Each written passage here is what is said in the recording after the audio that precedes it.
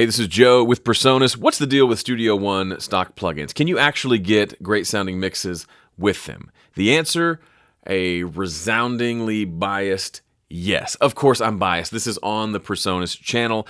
However, Studio One won me over long before I was ever affiliated with PreSonus. There's a reason that I'm now on the PreSonus channel is because I fell in love with Studio One and I've been using it to make all my music for the better part of a decade and a half at this point. I think it's definitely more than a decade. And one of the reasons, there's lots of reasons, but one of them is because the plugins that are included with Studio One work great. Now, before you shake your head and run off to your favorite plugin bundle, I got nothing against third-party plugins. So plugins that are either free or plugins that you pay for, there are great companies making great products. There's nothing wrong with them.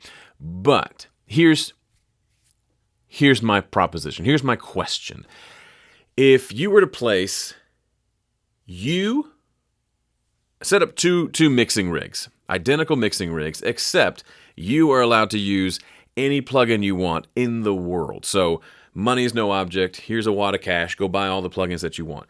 And then we were to sit a pro, Chris Lord Algae level mix engineer at the next station and give them only stock plugins to mix.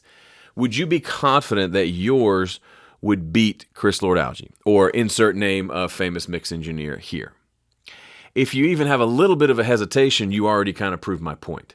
Similarly, if I were to stand here with one of my guitars and I could pick any guitar I want, and then I'm standing next to Angus Young from AC/DC, who's going to rock harder? 100% Angus. No matter if he's playing a Barbie guitar, he's going to rock harder somehow because there's so much more to it than just the equipment being used. And I know that's an age-old thing. It's a tired phrase, but it's true. And I think what happens is we fall into the trap of thinking, my mixes don't sound good. You know what it is? It's those darn plugins. If I had better plugins, my mixes would sound... No. Here's the hard truth. If your mixes do not sound good, the problem is not your plugins. The problem is either the tracks themselves, maybe the tracks sound bad, and that's why your mix sounds bad, or the problem is you aren't very good at mixing yet. The good news is you can absolutely get better at mixing. It is a skill, it is a craft that can be learned. You're not born with magical golden ears that make you special at mixing. As long as you're not deaf, you can mix, because it's just hearing frequencies and applying processes to those frequencies to make them sound better. So that point being, does that mean that there aren't amazing plugins out there? No. Am I angry at you if you have third-party plugins? No. But if you're not getting great results, here's my challenge to you. Get as great results as you can using the stock plugins in Studio One, and then once you feel like you've hit the ceiling, like you cannot get any better until you get some other plugins, then by all means go get those other plugins. Here's the secret. Over the years of using Studio One, I want to say it was like 2000. It was around the time my twins were born, which was 2012. So yeah, over 10 years, I've been using Studio One. I have purchased 2 plugins, 2.5. I purchased a set of spring reverb impulse responses from PreSonus so I can have some spring reverbs because I needed them. I needed them in my life. So that's not really a plugin, kind of. I purchased a limiter from FabFilter because I really liked their limiter and I liked the readout and the visualization and stuff that it gave me, so I bought it. And years ago, I bought Easy Drummer because I needed it for a project. And that's it. And otherwise, I have used exclusively PreSonus plugins. Has PreSonus forced me to do that? No.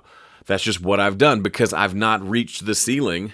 I feel like if anything, if I want to make better music this year than last year, the last thing I'm thinking about is plugins, specifically mixing plugins. I'm thinking about, okay, maybe a new guitar, a new pedal, a new something to get me excited, or maybe just write a better song and then record it better and produce it better and then mix it better and master it better so that it's overall better. The equipment that I use is such a small, I don't even think about it that much. It's just one of the many variables at play here, and it's one of the smaller ones. So here's what I will say to you. A couple of final thoughts. If you can't get good mixes, it's not the plugins. Using only stock plugins makes your life a lot simpler. You get a new computer, You install Studio One, wham, you've got all your plugins right there ready to go. You don't have to go spend the next day, week, month installing all your third-party plugins to get everything working like it was before.